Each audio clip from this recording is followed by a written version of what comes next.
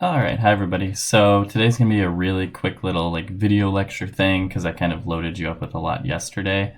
But what I want you to look at today is how can you change the angular momentum of an object. So yesterday we talked about what is angular momentum, but we didn't talk about how you could change it or how you could get it. So that's what we're gonna look at today is how can we actually cause an object to have angular momentum.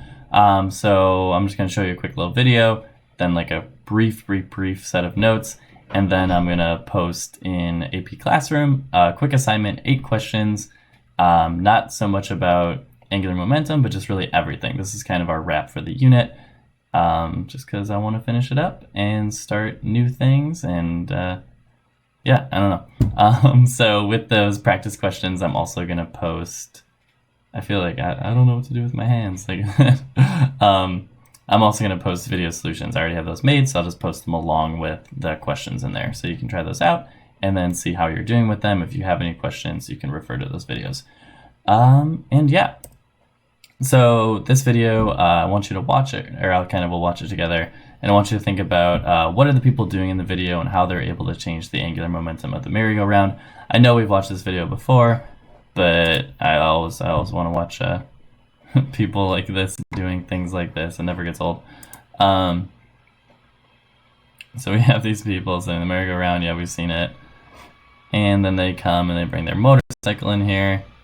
And right now it has no angular momentum. We don't have any angular velocity. And then we see the motorcycle turn on. This guy's enjoying his cigarette. Good for him. Just chilling. Is that how you want? Oh, nope, just kidding. I'm not endorsing smoking products. I just think it's funny. Don't smoke. There we go. He figured it out. Then we have the wheel spinning. And it is obviously increasing the angular momentum of those people in the merry-go-round. I always love the slow-mo, so we'll watch the slow-mo.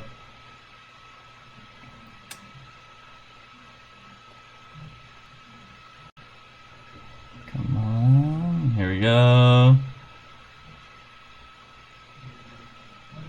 That's wonderful.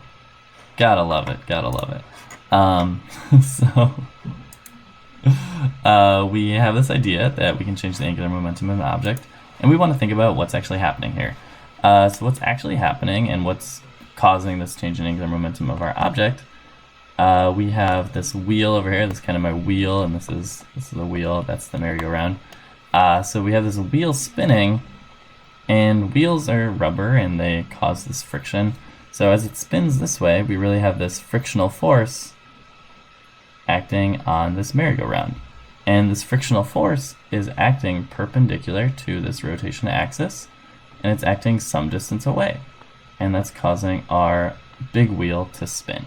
And when we have a force that is acting some distance away, we call it a torque. So we've done this. We're saying, hey, we are torquing this merry-go-round, and it's causing our angular momentum to change. So in order to change the angular momentum of an object, you have to apply a torque for some amount of time. So a torque for some amount of time, and then hopefully maybe that seems familiar. And that's because when we talked about changing our linear momentum, we said in order to change the linear momentum, you have to force an object for some amount of time. And we said, hey, we are going to call this impulse. This change in momentum is impulse. And we said we can figure it out sometimes by either doing the change in momentum equals force times change in time, or we could figure out what is the area under a force versus time graph. That'll tell us our change in momentum. And then the common theme throughout this unit, we have an angular analog to that. So if we want to change the angular momentum of an object, we have to torque it for some amount of time. We said that force is our linear analog of torque. So instead of forcing an object for some amount of time, we have to torque it for some amount of time. And then same trend, the area under our torque versus time graph is going to tell us our change in angular momentum. So when we have something outside of our system torquing our object for some amount of time, we are changing the angular momentum of that object. And our equation for that is our change in angular momentum equals our torque times our change in time. So that's really all I have for now. And then, yeah, give those questions in Classroom a go. I'm kind of making today a lighter day because I loaded you up with a lot of stuff tomorrow. Or yesterday. But tomorrow for me. Weird. No. I don't know. Whatever. Who cares? So yeah, give those a go. Let me know if you have any questions. And this kind of is our official wrap to the unit. This is our last new thing.